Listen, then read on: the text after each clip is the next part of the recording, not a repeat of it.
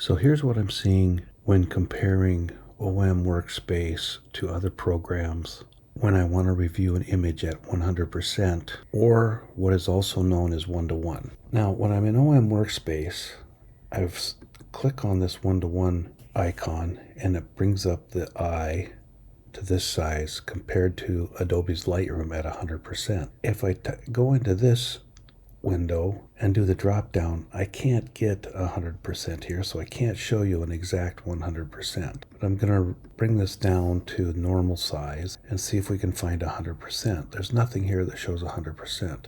I try to increase it by using the plus magnifier and still cannot get an exact 100%. In fact, that just went from 84. Doesn't move.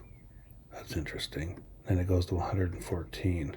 So if I click on one-to-one, which is the official description for 100%, you can see the difference between Lightroom's 100% and OM-Workspace's 100%. Actually, OM-Workspace looks closer to, for sure, 200% and maybe even 400%. In fact, let's take a look at Lightroom and see what the difference would be.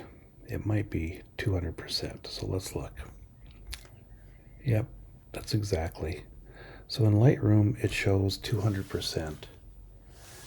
In OM-Workspace, it shows one-to-one, which, as I mentioned, is the other common way of referring to 100%. So I don't know what's going on, but I spoke to Olympus about this at least 6 months, maybe a year ago, and have not heard back to this point. This is certainly not positive, since a lot of people using this software would look at this picture and think, wow, that's not all that sharp. Because once you get past 100% or one-to-one, you start seeing pixels and you start seeing a softer image. So let's go back down to 100% and compare this, and you'll see that this is a very sharp image. So that is the question I have for the folks at OM Digital Solutions, wondering why the one-to-one in their OM-Workspace is not showing the same one-to-one view as Lightroom.